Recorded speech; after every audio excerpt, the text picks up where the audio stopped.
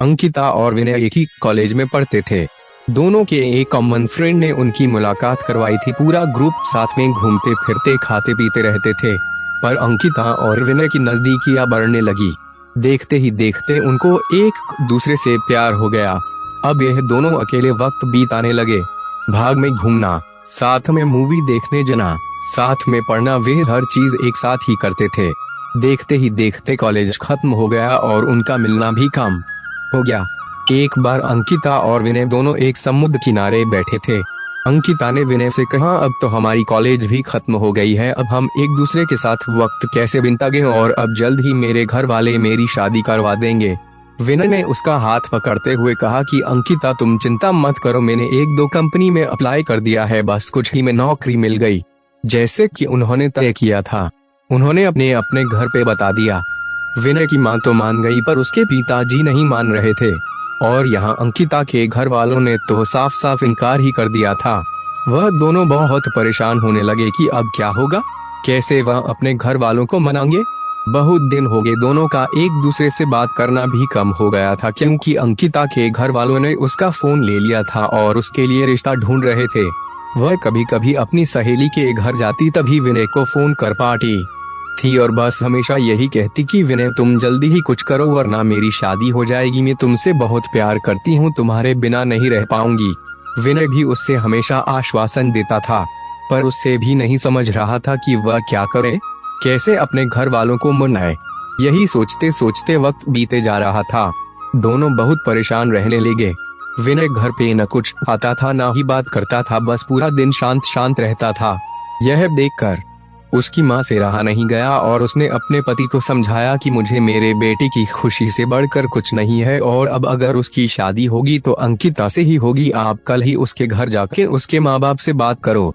अगले ही दिन विनय के पापा अंकिता के घर गए और अंकिता के माँ बाप से बात की और उन्हें समझाया कि हमारे बच्चों की खुशी में ही हमारी खुशी होगी।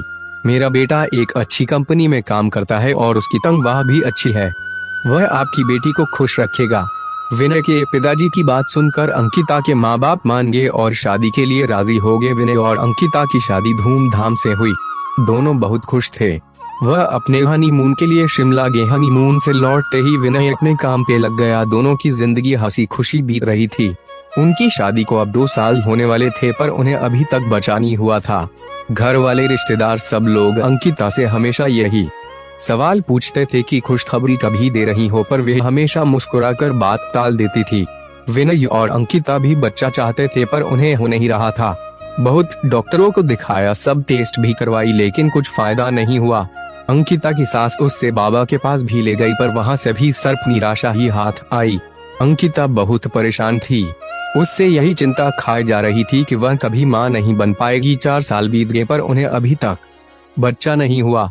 एक दिन विनय ऑफिस से लौट तो उसकी माँ उससे चिल्लाने लगी कि तूने अपनी मर्जी से शादी की, अब देख रहा है ना बच्चा भी नहीं हो रहा, अब हमारा वंश आगे कौन बढ़ाएगा। लोगों के ताने सुन सुनकर मेरे कान पक गए हैं। आखिर हमें भी इच्छा होती है कि अपने पोते पोतियों को देखें। यह सब अंकिता सुन रही थी। विनय ने अपनी माँ को समझाया कि जरूरी नहीं कि आपकी बाहों में ही कुछ कमी हो, मुझ में भी तो हो सकती है, आप शांत हो जाइए।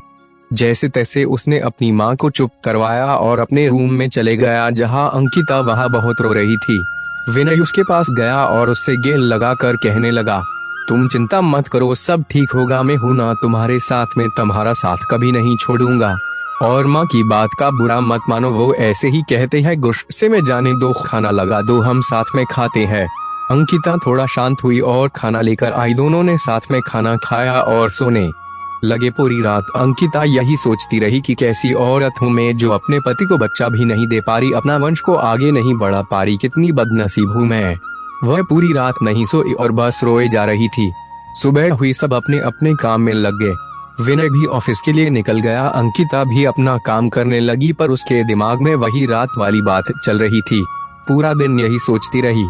रात को जब विनय घर आया तो अंकिता ने उसे खाना दिया और वह दोनों अपने कमरे में सोने की तैयारी कर रहे थे कि तब अचानक अंकिता ने विनय से कहा कि क्यों ना हम एक बच्चा गोद ले ले, अब हमें तो बच्चा नहीं हो रहा, क्यों ना हम किसी बच्चे को गोद ले और उससे माँ बाप का सुख दे और हमें भी बच्चे का सुख मिल जाएगा।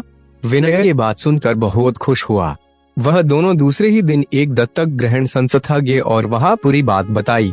दत्तक ग्रहण संस्था वालों ने कहा कि आप एक फॉर्म भर दीजिए, जैसे जैसे ही सब जांच पड़ताल हो जाएगी आपको फोन आ जाएगा। उन्होंने फॉर्म भरा और एक आशा के साथ घर लौटे कि शायद अब उनकी परेशानी दूर हो जाएगी। 6 महीने हो गए उनको कॉल नहीं आया। विनय जब भी वहां जाता वे लोग उससे एक ही जवाब देते कि कॉल आ जाएगा, पर इंतजार की गाड़ियां बढ़ती जा रही थी। अब अंकिता हिम्मत हार चुकी थी, वो पूरी तरह से टूट चुकी थी। विनय भी आखिर कितना उसको समझा पाता, दोनों थक चुके थे। उन्हें अभी कोई उम्मीद ही नहीं रही थी कि वह कभी माँ बाप बन पाएंगे। पर विनय ने अंकिता का साथ और कोशिश करना नहीं छोड़ा। वे हर 2 दिन में संस्था जाता था। इंतजार करते करते 8 महीने हो गए थे और एक दिन अचानक विनय को कॉल आता है कि आप दत्तक ग्रहण संस्था में आ जाए, आपके लिए एक खुश खबर है। उसने तुरंत अंकिता को फोन करके दत्तक ग्रहण संस्था आने के लिए कहा। दोनों वहां पहुंचे तो उन्हें पता चला कि उनको एक बेटी गोद दी जा रही है जो कि सिर्फ 5 महीने की है। विनय और अंकिता की खुशी का ठिकाना नहीं रहा। विनय तो खुशी के मारे वही नाचने लगा। वह दोनों उस बच्ची को लेकर घर आए। विनय की मां ने उनका पूजा की थाली से स्वागत किया। उन्होंने उसका नाम किरण रखा, जैसे वे उनकी जिंदगी में आशा की किरण हो। वे सब बहुत खुश थे, आखिर उन्हें अपनी बेटी जो मिल गई थी और वे अच्छे से खुशहाल जिंदगी जीने लगे। बस यही होता है प्यार, जो हर वक्त में तुम्हारा साथ दे और यकीन दिलाए कि हमारी परेशानी अब हमसे छोटी होती है और हमें कभी अपने जिंदगी में उम्मीद नहीं छोड़नी चाहिए। विश्वास हो तो